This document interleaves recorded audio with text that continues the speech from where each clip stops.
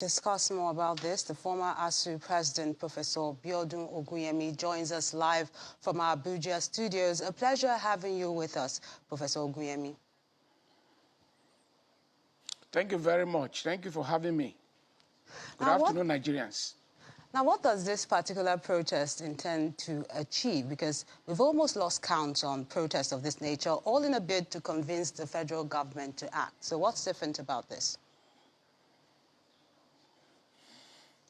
Yes, this line of action, I was posted on the labor movement. And when we say the labor movement, we are talking of the NLC, the affiliates, unions, and other progressive forces and elements in the society. There are two dimensions of this action. The first one is to sensitize Nigerians to the implication of what is going on for the quality of education in the country. And of course, to show them that while their children, the children of the poor, the children of the voiceless, are back home, idle, the children of the elite, the ruling class, they are there attending elite schools, home and abroad. And the second implication is that Nigerians are beginning to find their collective voice as what we call critical consciousness is dawning on us. We are moving to that stage that Frantz Fanon called critical consciousness that can lead to catharsis, collective catharsis. And what do we mean? Those who are oppressing us, those who are imposing their values and forces on us, they need to be warned, they need to be careful, because people's patience is being overtasked. And it could get to a point that the masses will begin to revolt. That is what Frantz Fanon calls collective catharsis. Now, we have three dimensions of the problems we are having in this country. There is the psychological violence that they are unleashing on us. You see the way they parade themselves, they disregard us, while majority of Nigerians are languishing in poverty. They flaunt wealth. The other day, a National Assembly person was eager to prove that he was not earning beyond 600,000. But nobody cared to ask him how much allowance was he controlling every month. Certainly in the tens of millions. So if somebody earns 6,000 basic salary and has over 10,000, over 10 million attached to his office, can we actually say that person is earning 600,000?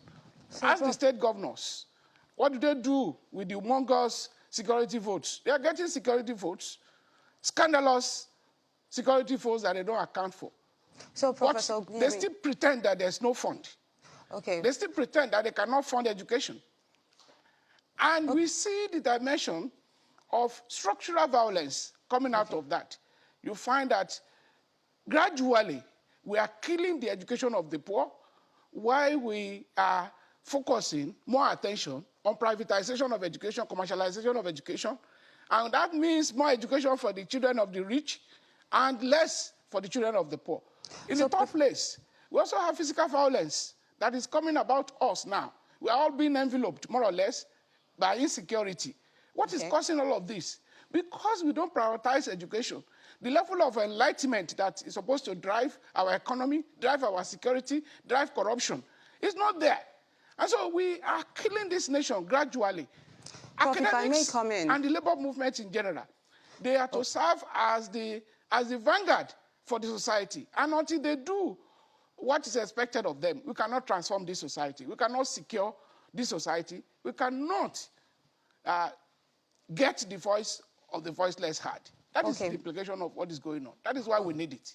Okay, Professor Oguyemi. So the protest ends tomorrow, and the NLC president, Ayuba says the next line of action is a 3-day warning strike. But if the government refuses to budge, what next? Well, the situation will be reviewed, and the NLC president has hinted at the possibility of escalating the process.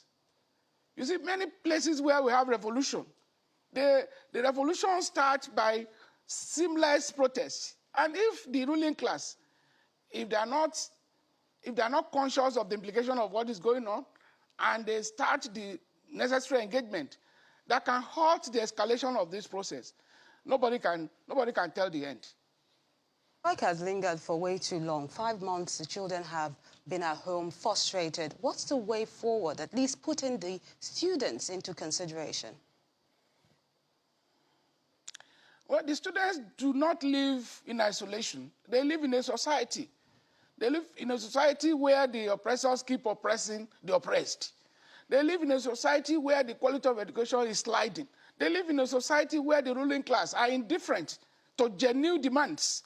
What is required is simple. Engagement that is honest. Let government come to the realization that they cannot do this for too long. Otherwise, the process can consume them. That is the reality.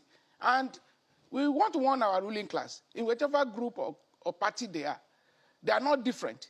Because even those who are promising us that they did this, they did that when they were in government, when we look at their records, they are not different from those that are there.